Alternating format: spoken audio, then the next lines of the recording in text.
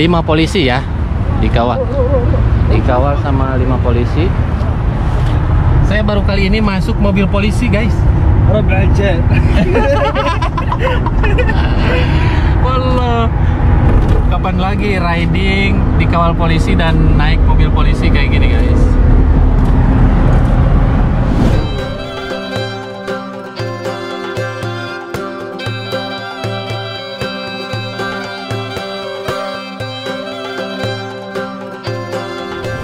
Halo semuanya, assalamualaikum warahmatullahi wabarakatuh. Selamat datang semuanya di vlog saya. Dan di video kali ini saya mau nge-share nih buat teman-teman semua bahwa para konten kreator atau youtuber di kota Mekah khususnya sudah mulai pada bertumbangan. Dan gak sedikit juga orang yang nge-DM ke saya.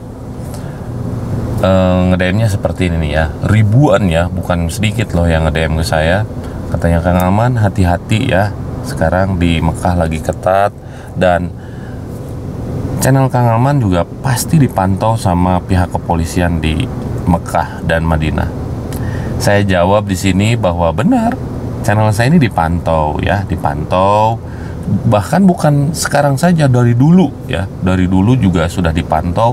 Bukti nyata waktu saya bikin konten nyamar jadi jemaah umroh di Jabal Rahmah, karena saya sebagai orang Indonesia melihatnya gak enak gitu loh. Saya terketuk hati saya untuk menolong para jemaah umroh yang dipalak sama oknum tukang foto di Jabal Rahmah. Jadi foto langsung jadi, nanti dipinta uang dengan harga yang tidak masuk akal. Dan itu pernah ada jemaah umroh orang Indonesia yang dipoto secara paksa dan dipinta 5 juta. Nah, di situ saya terketuk hati. Akhirnya saya nyamar jadi jemaah umroh sama Kang Irlan. Itu dikonsep bener-bener dari bawah Jabal Rahmah sampai naik ke atas. Saya nggak pakai bahasa Arab sama sekali.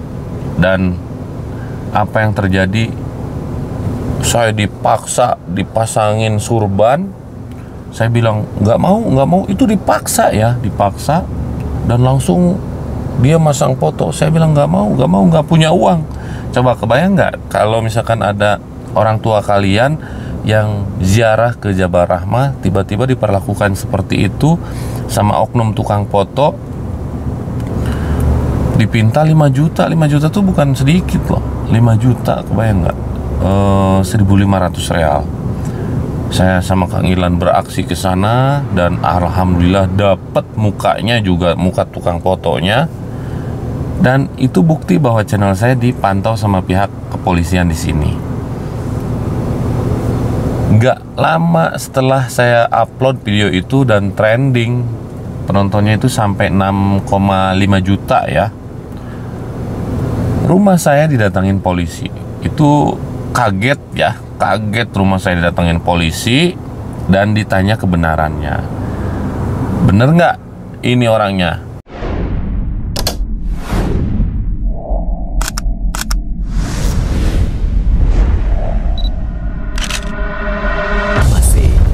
It's different. Dan saya ngomong apa adanya. Saya bilang saya sebagai orang Indonesia nggak mau buat masalah, nggak mau buat onar di tanah suci Mekah ini. Saya hanya nge-share ke untuk khusus jemaah Indonesia, Malaysia, tapi kebanyakan Indonesia ya, Indonesia. Singapura juga, Brunei, karena kan bahasanya Melayu, pasti paham dengan bahasa saya. Polisi juga bilang terima kasih bahwa kamu udah memvideokan orang ini dan orangnya langsung ditangkap. Dan apa yang terjadi sekarang di Jabal Rahmah aman, diperketat penjagaannya, tertib ya. Nah itu bukti nyata bahwa kalau channel saya juga dipantau sama pihak kepolisian. Dan saya juga walaupun sekarang jarang kolaborasi dengan teman-teman para konten kreator di Mekah, Madinah, saya ngasih tahu bahwa hati-hati bikin video, terutama kalau misalkan kita ziarah ke makam baginda Nabi Muhammad Shallallahu Alaihi Wasallam, jangan terlalu vulgar.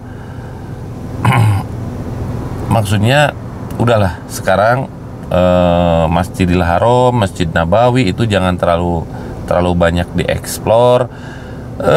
Kadang suka teman-teman tuh ya mencari viewers yang banyak, tiba-tiba ada keributan, ada yang bertengkar berkelahi di area Masjidil Haram, bahkan di dekat Masjidil Haram di syuting dan dikasih caption bla bla bla bla bla. Nah, itu saya kasih nasihat. Biasanya para konten kreator yang ditangkap polisi, suatu contoh kasus nih ya, Sahabat Kacong dulu ditangkapnya karena dugaan eksploitasi anak. Jenny Abuy ditangkap karena nggak punya identitas. Nah, yang terakhir teman saya Abdurrahman Akam ditangkap karena nggak punya identitas. Semuanya yang ditangkap semuanya yang nggak punya identitas. Tapi insya Allah teman-teman yang lainnya aman-aman aja ya. Cuman saya ngasih nasihat, kalau misalkan ada sesuatu, misalkan ada apa yang bertengkar, hal-hal yang negatif, entah itu orang luar ataupun sesama orang Indonesianya, kalau bisa jangan diposting ke media sosial. Nah, yang saya lihat selama ini memang para mutawif di Madinah itu kan dulu ada orang non muslim di video, terus diposting ke media sosial, dikasih caption yang menyudutkan kebijakan di sini, bahwa sudah dua tanah suci sudah dibebaskan lah, padahal itu enggak, tapi justru orang Islamnya sendiri yang bikin caption seperti itu. Saya yakinkan sekali lagi bahwa dua tanah suci Mekah dan Madinah itu masih terjaga kesuciannya ya, bahwa kota Mekah apalagi itu gak boleh sama sekali dikunjungi sama non muslim. Di Madinah kebanyakan, di Madinah itu memang dari zaman dulu juga non muslim udah ada di sana, tapi kalau untuk masuk ke area masjid memang tidak boleh ya, jadi hanya di luar saja, dan itu dikasih captionnya luar biasa, jadi terlalu tendensius gitu loh, menggiring opini bahwa Arab Saudi sebebas-bebasnya, ini menandakan akhir zaman, perempuan dengan aurat terbuka. Itu kan terlalu ya, dilakukan para ya nggak ada lagi jemaah umroh dan para mutawif. Padahal kalau menurut saya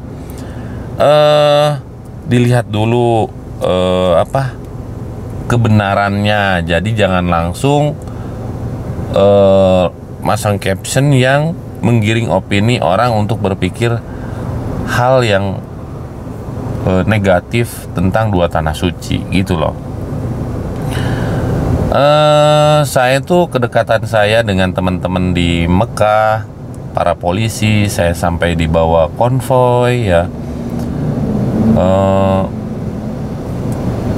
Itu bukti bahwa polisi Mekah dan Madinah itu terbukti orangnya ramah, baik. Adapun mereka menangkap dengan cara yang kasar, itu ya SOP-nya, maksudnya kalau nggak ditindak seperti itu nggak ada jeraknya. Suatu contoh, orang-orang Afrika yang jualan yang jualan abaya, yang jualan jubah di area sekitar Masjidil Haram, itu kan sebenarnya mengganggu pejalan kaki yang mau masuk ke masjid maupun yang keluar masjid. Banyak loh komenan setiap saya ngebahas tentang konten kreator yang ditangkap di dua tanah suci itu. Komennya, banyak gaya si orang Indonesia, jadi YouTuber lah, segala macam dan lain sebagainya. Padahal kalau dilihat dari sisi positifnya, bahwa banyak pemberitaan positif tentang dua tanah suci ya. Satu contoh, saya mengeksplor tempat-tempat bersejarah yang tidak terjamah sama para travel, saya datangi dengan effort yang luar biasa gitu loh. Sampai saya datang ke tempat Ibu Susu Rasul, saya datang ke tempat Ibunda Rasul yang tidak terjamah travel. Teman-teman jadi tahu gitu loh. Jadi melihat keadaan seperti ini tuh jangan berpikiran negatif. Oke guys, jadi video ini saya sengaja bikin video singkat, jadi biar teman-teman